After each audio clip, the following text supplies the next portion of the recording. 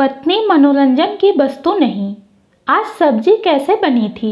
गीता ने उत्साहित होकर पति के ऑफिस से आते ही पूछा, पर सुनील ने कुछ जवाब नहीं दिया। अरे बताइए ना, आज सब्जी कैसे लगी? अच्छी लगी ना? गीता ने एक बार फिर पूछ लिया। सांस भी लेने दोगी? घर आया नहीं कि अपनी बड़बड़ शुरू कर दी। और सब्जी कैसे बनी थी तो बता दूं कि एकदम बेकार बनी थी, बिल्कुल भी अच्छी नहीं थी। मैंने यह क्या कह दिया कि थोड़ा ढंग का खाना बनाओ तो तेल मसाले से भर दिया। अरे वह आपने ही तो, मैंने क्या? और तुमने मुझे बताया क्यों नहीं कि टिफिन में क्या दिया है? अगर मुझे पता रहता तो मैं लेकर जाता ही नहीं इतना ऑयली खाना। आइंदा कुछ भी टिफिन में देने से पहले एक बार पूछ लिया करो। बैग से टिफिन बॉक्स निकालकर वहीं सोफे पर फेंकते हुए सुनील ने कहा। सुनकर गीता का चेहरा उतर गया। उसे सुनील के ऐसे व्यवहार की जरा भी उम्मीद नहीं थी। कल जब सुनील ने कहा कि क्या सादा उबला हुआ खाना दे देती हो टिफिन में, देखकर ही खाने का मन नहीं करता, थोड़ा तो ढंग का बनाओ। तब कितने जतन से रात में सारी तैयारी कर सुबह 6 बजे से उसने सुनील की पसंद का कटहल का कोफ्ता और पराठा बनाया और सुनील को नहीं बताया ताकि वो टिफिन खोले और खाना देखकर सरप्राइज हो जाए। पूरा दिन मन ही मन खुश होती रही। सासू माँ को बता रही थी, मम्मी आज देखिएगा पक्का कॉल करेंगे कि ऐसे टिफिन बना दिया करो कभी कभी। इसलिए तो मैंने थोड़ी सी सब्जी बचाकर भी रख दी है ताकि वह घर आने के बाद भी खा सके। अक्सर ऐसा होता था, जब कभी टिफिन में अच्छी सब्जी दो तो फ़ोन कर देता कि थोड़ा बचाकर रख देना, मैं आकर भी खाऊंगा। लेकिन सुनील का रवैया देख गीता खुद ही सरप्राइज थी। वह बिना कुछ बोले टिफिन बॉक्स लेकर रसोई में चली और चाय बनाकर ले आई। अरे तुम्हारा दिमाग तो नहीं खराब है, या फिर घर में बैठे बैठे सब कुछ भूल गई हो? फ्रेश भी नहीं हुआ कि चाय लाकर रख दी। तुम्हें कहीं जाना है क्या, या मोबाइल टीवी देखने के लिए देर हो रही है? अरे इतना गुस्सा क्यों करने लगे? आप थके हैं यही सोचकर तो अदरक वाली चाय बनाकर लाई हूँ, गीता ने धीरे से कहा। हाँ हाँ ले आई तो मेरे ऊपर एहसान कर दिया। इतना जोर से क्यों बोल रहे हैं? थोड़ा धीरे बोलिए ना, मम्मी सुनेगी तो क्या सोचेंगी? वह तुम सोचो और थोड़ा शर्म करो कि उनके सामने उनके बेटे का तुम कितना ख्याल रख रही हो। जाओ थोड़ा सीखो मेरी माँ से, किस तरह उन्होंने अपनी गृहस्थी चलाई, हम 3 भाई बहनों को पाला। पापा के काफ़ी सख्त स्वभाव के बावजूद कभी कोई शिकायत नहीं की। तुम तो एक बच्चे में परेशान रहती हो, ऊपर से घर के कामकाज के लिए काम वाली है तो भी। बेमतलब का बात बढ़ते हुए देख गीता चुपचाप वहाँ से चली गई। सुनील वहीं सोफा पर बैठे चाय पीने लगा। अपने कमरे में बैठी माँ रकमा जी बेटी बहू की सारी बातें सुन रही थी। वो हफ्ते भर पहले ही यहाँ आई है। बहू कुछ महीने पहले एक बेटे को जन्म दिया है, तब से वह मेटरनिटी लीव पर थी। अब छुट्टियां ख़त्म हो रही हैं तो दोनों ने कहा आने के लिए, लेकिन जब से आई हूँ रोज़ कुछ ना कुछ इसी तरह का नज़ारा देखने और सुनने को मिलता है। आज मन हुआ एक बार जाकर बेटे को समझाऊं, पर इतने गुस्से में था कि जाने की हिम्मत नहीं हुई। कुछ देर बाद कमरे से निकली तो देखा गीता सिर झुकाए बैठी थी। बहू क्या हुआ, सिर में दर्द है? रकमा जी ने जैसे ही पूछा तो गीता ने और सिर झुका लिया। नहीं माँ कुछ नहीं हुआ। फिर सिर झुकाकर क्यों बैठी हो? बोलते हुए सासू माँ ने उसकी ठूठी पकड़ उठाया तो उसकी दोनों आंखें लाल हो चुकी थी। अरे तुम रो रही हो, क्या हुआ, क्यों रो रही हो? कुछ नहीं हुआ माँ। भला यह भी कोई बात हुई? माँ भी कहती हो और बताती भी नहीं। बताओ क्या हुआ? सुनील ने कुछ कहा? सासू माँ के इतना पूछते ही उसकी सिसकियाँ निकल गई। माँ, शादी के 3 साल बाद भी मैं उन्हें समझ नहीं पाई हूँ। पता नहीं आखिर चाहते क्या है। सब कुछ उनके अनुसार ही करती हूँ, फिर भी कोई ना कोई गलतियाँ ढूंढ निकालते हैं। जब उनकी इच्छा होगी खुश रहते हैं, प्यार से बात करते हैं, नहीं तो ऐसे ही झिझक देते हैं, कुछ भी अनाप शनाप बोलने लगते हैं। कल आपके सामने ही उन्होंने कहा ना कि थोड़ा अच्छा खाना बनाया करो, इसलिए मैंने उनके पसंद की सब्जी बना दी। अब उसके लिए गुस्सा कर रहे हैं कि बहुत ऑयली था। अच्छा, बात को छोड़, अभी अभी काम से आया है, थका हारा होगा। हाँ, समझ गई, वो थके हैं, पर यह उनकी एक दिन की आदत नहीं है।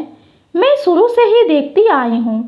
अपना मन हो तभी ढंग से बात करेंगे, पास आएंगे, नहीं तो इसी तरह से झिड़क देते हैं। अभी तुम इस बात की चिंता छोड़ो और रोना बंद करो। तू रोएगी तो उसका असर बच्चे पर भी होगा, छोटा बच्चा है अभी। रकमा जी ने बहू के आंसू पोंछते हुए कहा। गीता उठकर जाने लगी तो रकमा जी ने एक बार फिर बुलाया कि बहू, आज तो रहने दे, मैं खाना बना देता हूँ। गीता ने मना किया तो भी वो नहीं मानी। इधर सुनील ने जब माँ को रसोई में देखा तो तुरंत रसोई में आ गया। माँ, क्या ज़रूरत थी आपको रसोई में आने की? अब क्या वो खाना भी नहीं बना सकती? हाँ हाँ, क्यों नहीं बना सकती, वही तो हमेशा बनाती है। आज मेरा मन हुआ खाना बनाने का तो बना रही हूँ। क्या हो गया इसमें? माँ, आप नहीं जानती, यही एक दिन भारी पड़ जाएगा। वो है ही एक नंबर की कामचोर, 3 लोगों का काम भी उससे नहीं होता है। जरा उसे भी अपना तौर तरीका सिखा दीजिए, जिससे वह भी अपनी घर गृहस्थी संभालना सीख जाए। हाँ हाँ, सब सिखा दूंगी, तू पहले यहाँ बैठ, तुमसे कुछ बात करनी है। हाँ बोलिए ना माँ, क्या बात करनी है? सबसे पहले तू यह बता कि तुम्हारा सब काम काज ठीक ठाक चल रहा है? मेरा मतलब, कोई परेशानी है, शारीरिक, मानसिक या आर्थिक? नहीं, बिल्कुल नहीं, मैं एकदम बढ़िया हूँ। फिर तुम्हारी परेशानी क्या है बेटा? माँ, आप क्या बोल रही हैं? क्या कहना चाह रही हैं? कुछ समझ में नहीं आ रहा है। यही कि जब कोई परेशानी नहीं है, समस्या नहीं है, तो क्या तुम खुशी खुशी परिवार में नहीं रह सकते? खुशी से ही तो रह रहा हूँ। क्या हुआ आपको? गीता ने कुछ कहा?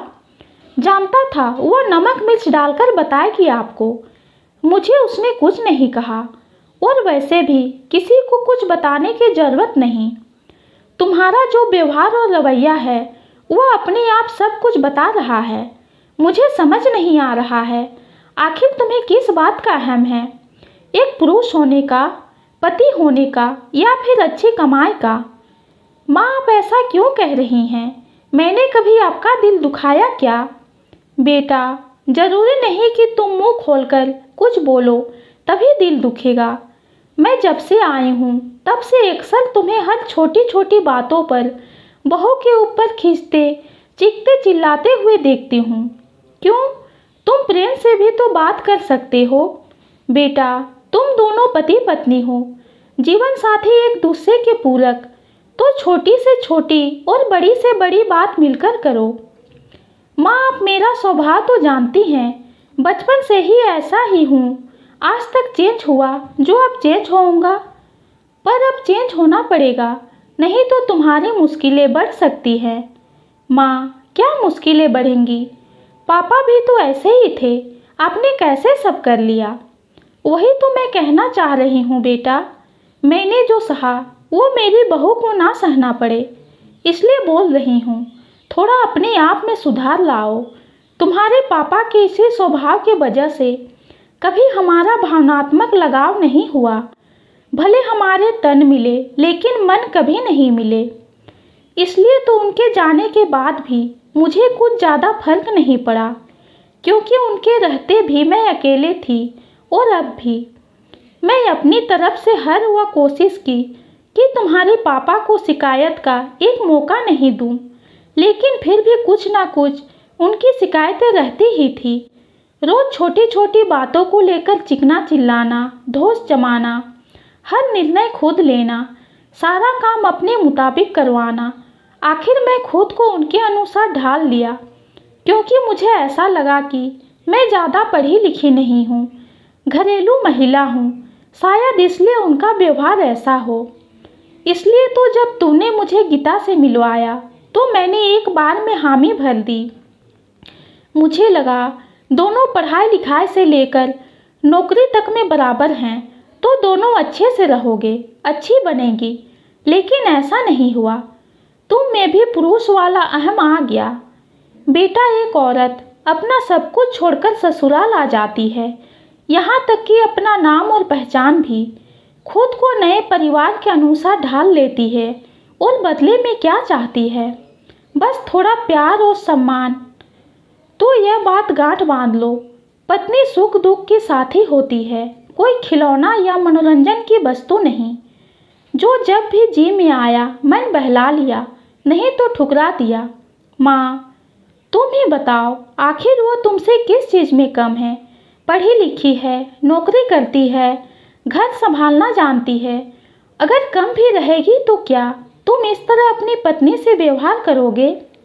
बेटा, गृहस्थी की नींव जब पति पत्नी साथ हो तभी मजबूत होते हैं, वरना गिरते देर नहीं लगती। मैं ज़्यादा पढ़ी लिखी नहीं थी, हर चीज़ के लिए पति के भरोसे थी। शायद इसलिए ना चाहते हुए भी तुम्हारे पापा के साथ जीवन गुजार दिया।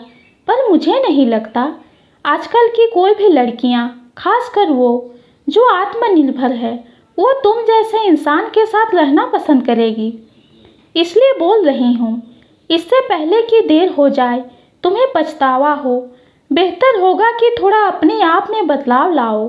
बोलकर लकमा जी चुप हो गई। रसोई में कुछ देर के लिए चुप्पी छा गई। बस बेटा, मुझे तुमसे यही बातें करनी थी। अगर ठीक लगे तो एक कोशिश जरूर करना। बोलकर लकमा जी आटा गूंथने लगी। सुनील बिना कुछ बोले रसोई से बाहर निकलकर कॉरिडोर में घूमने लगा। कुछ देर सोचने के बाद रसोई में भागकर आया। माँ, आप यहाँ बैठकर सब बताती जाओ, आज सब्जी मैं बनाता हूँ। और हाँ, आप बैठकर रोटियाँ बेल दो, मैं सेकता हूँ। रसोई में सुनील को देख गीता को बहुत आश्चर्य हुआ। कुछ बोलने ही वाली थी कि सासू माँ ने चुप रहने को इशारा किया। खाना बनाने के बाद माँ और पत्नी दोनों को खुद परोसकर खिलाया। माँ, गीता, आज तक मुझसे जो भी गलती और भूल हुई उसको माफ़ करिए। आगे से मैं अपने आप को बदलने की पूरी कोशिश करूँगा। बोल दोनों कान पकड़ लिए। हम दोनों तुम्हें माफ़ कर देंगे, पर हाँ, बदले में इसी तरह खाना बनाकर खिलाना पड़ेगा। अरे रोज नहीं, कभी कभी। बोलकर दोनों सास बहू हंसने लगी। हाँ बिल्कुल, और अब आप दोनों यूं ही खाते रहोगे कि बताओगे सब्जी कैसे बनी है। यम्मी। बोलते हुए तीनों के ठहाके गूंज पड़े। ये कहानी आपको कैसी लगी कमेंट में ज़रूर बताइए। कहानी पसंद आती है तो चैनल को लाइक और सब्सक्राइब कीजिए। कहानी सुनने के लिए आपका बहुत